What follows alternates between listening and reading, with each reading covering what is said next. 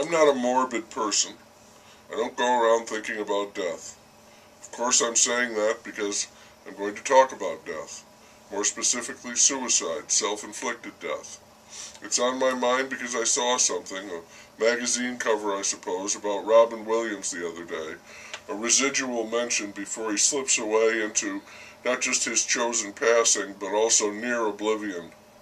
No matter how much we may be treasured and be greatly loved, even venerated, time moves on and we are forgotten, a fate that seems even crueler than death. Anyway, seeing that report about Williams, I started thinking about other people who had taken their lives, other artists. Artists seem more prone to suicide than, say, bakers or candlestick makers. I don't know if it's because they are more sensitive or introverted, or because they are not so strong when it comes to facing catastrophe, which is inevitable. Whatever the answer, if there is one, in the context of my lifetime, I did think of two people. The first goes way back to the later 60s, a time which sets around him like a picture frame. He wasn't necessarily a product of those times, but he was an icon. His name was Richard Brautigan, and he wrote a book called Trout Fishing in America that became a huge smash.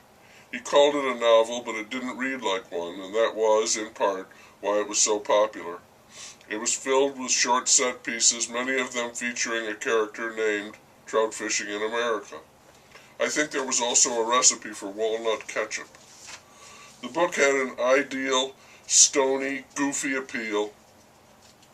The writer was as offbeat in appearance as his book, with a big bell jar-shaped hat, granny glasses, and a droopy, soup-sucking mustache. People took to him and his book like little kids did to Big Bird. He wrote a bunch of other books and collections of poetry, but none of them had the impact of Trout Fishing in America. For a while, that was a kind of Bible. He'd had a tough childhood, and he was a heavy drinker, or so I have heard, and one day he blew off his head with a .44 Magnum handgun. The story that went with that was that he left a note that read, "Messy, isn't it?" This is not supposed to be true, but it got told because it sounded like Richard Brautigan. The other writer came later, and he made his name, Spaulding Gray, by performing monologues. He and Eric Bogosian made quite a splash by doing solo pieces. Bogosian did characters like burned-out rockers, unabashed hedonists, shock jocks, and hyped-up capitalists. He had a lot of energy and sex appeal, and he took his act into the movies and then found a home on TV as a police captain in the Law and Order series. He was also the standard go-to guy for a heartfelt, insightful eulogy when some artist, like Spaulding Gray, killed himself. Gray was a patrician. His name even had that waspy polish and embodiment, and he was a tortured soul. He also had a dry and decent sense of humor. He talked a lot about his own neuroses, and some of it was funny, but it was also convincingly and painfully neurotic. He had a number of set pieces, and the one I remember best is Swimming to Cambodia. That came about because he had a minor part in the movie The Killing Fields, and there is considerable mention in his memoir monologue of the terrible fate of that country under the cruel machinations of the Khmer Rouge and the dictator, Pol Pot. All of which horror is a mere footnote in history, a very small part of all that is forgotten as time moves on.